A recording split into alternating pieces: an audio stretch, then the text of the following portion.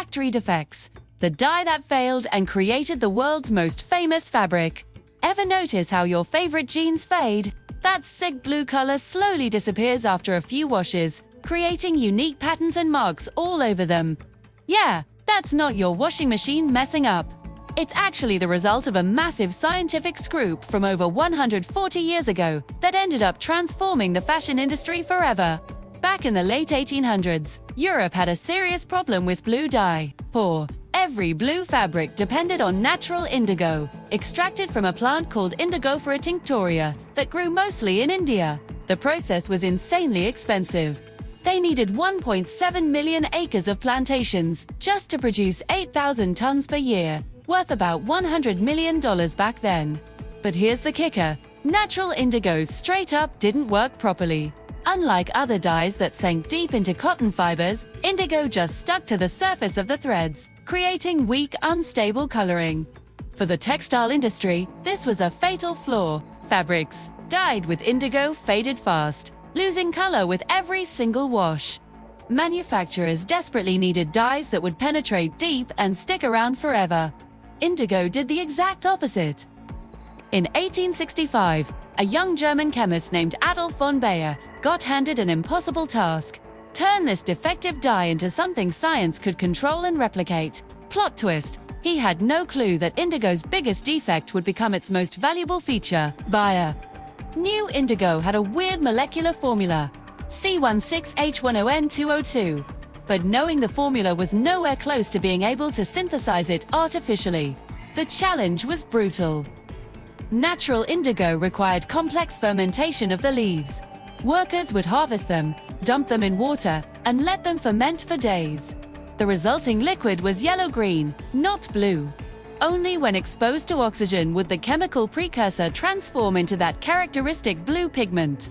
Replicating this process without understanding the complete molecular structure: impossible. Baeyer spent 17 years trying to artificially synthesize indigo. He tested hundreds of chemical compounds derived from coal tar. Every single experiment was a frustrating failure. The German chemical industry, especially BASF, was desperate for a solution, but indigo remained unbeatable. In 1878, after 13 years of failed attempts, Baeyer finally synthesized indigo in the lab. But there was a devastating problem. The process was even more expensive than extracting the natural pigment. Synthetic indigo was a scientific victory and a commercial disaster the scientific community celebrated. In 1881, Baeyer received the prestigious Davy Medal. In 1883, he published the complete molecular structure, solving the mystery that had haunted chemists for decades. But for the textile industry, completely irrelevant. Nobody was gone. Pay a fortune for synthetic dye when the natural version cost a fraction of the price.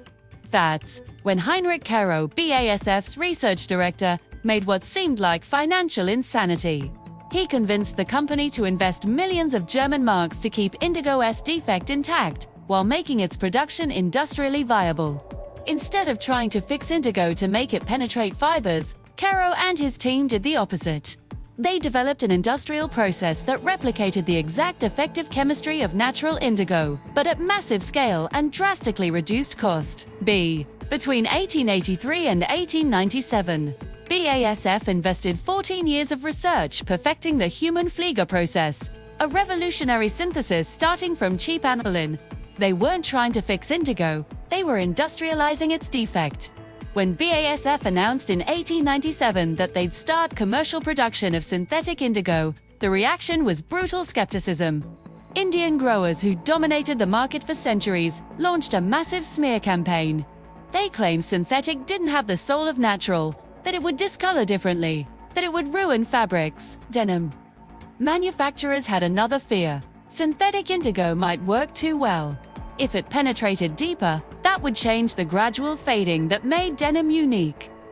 Levi Co., which had patented jeans in 1873, was particularly cautious. Their pants were sold to workers precisely because the fading showed authenticity and hard work. The first tests in 1897 were disastrous in public perception. Manufacturers who adopted the new dye were accused of selling fake products. Consumers complained their fabrics didn't feel right. V game changed in 1901 when European manufacturers conducted blind durability tests. The results were shocking. Nobody could distinguish fabrics dyed with synthetic from those dyed with natural molecularly. The defect had been perfectly replicated. More importantly, synthetic cost only 10% of natural's price.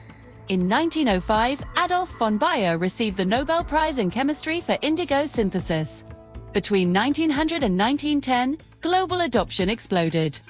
Indian plantations that occupied 1.7 million acres in 1900 were gradually abandoned. By 1932, commercial production of natural indigo had completely ceased. Levi-Strauss & Co. officially adopted synthetic indigo in 1910.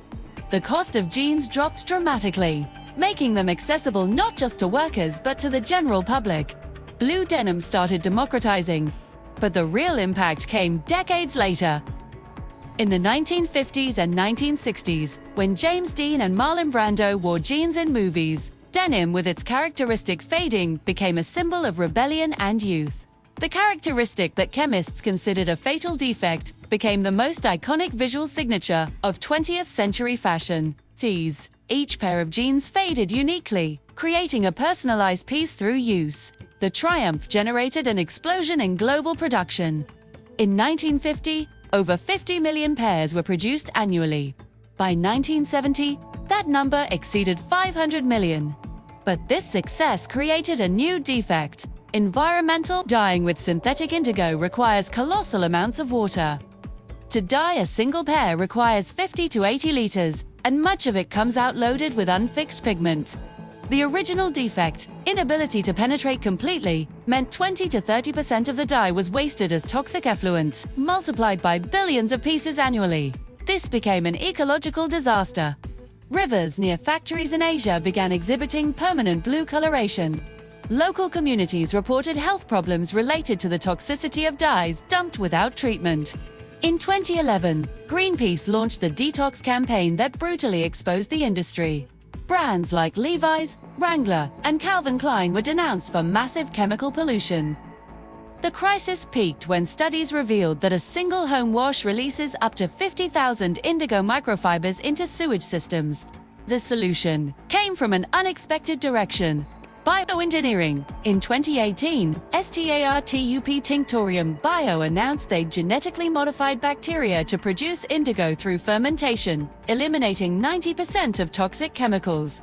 The technology used modified E. coli that metabolized sugar and produced pure indigo as a byproduct. Simultaneously, companies like Artroma developed technologies reducing water consumption by 92%. The advanced denim system allowed dyeing using just 2 liters instead of 50 to 80, maintaining the same fading pattern. Levi's launched its waterless collection in 2020, saving over 40 liters per pair. Premium brands like Nudie Jeans revived small-scale sustainable indigoflora plantations. In 2023, Daiku developed dyeing using supercritical CO that completely eliminates water use with zero effluent. Indigo's story is a meditation on the nature of error. What 19th century science called a defect turned out to be precisely the characteristic that would make denim irreplaceable. Baeyer spent 17 years not to correct it, but to preserve its imperfection at industrial scale. The gradual fading creates, where patina, involuntary personalization that makes each pair unique. This quality became so valued that brands sell pre-faded jeans for hundreds of dollars, artificially replicating what authentic use creates naturally. The defect became so desirable, it started being intentionally manufactured. From 1865 to 2025, indigo traveled an extraordinary journey, from unsolvable chemical problem to global cultural icon, from rebellion symbol to environmental disaster, and finally to exemplary case of sustainable innovation. At each stage, the central defect remained intact. The story of indigo proves that the error that made history is always the one that got corrected.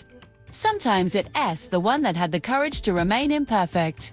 If you enjoyed this story, drop a like and subscribe to the Factory Defects channel to discover more errors that changed the world.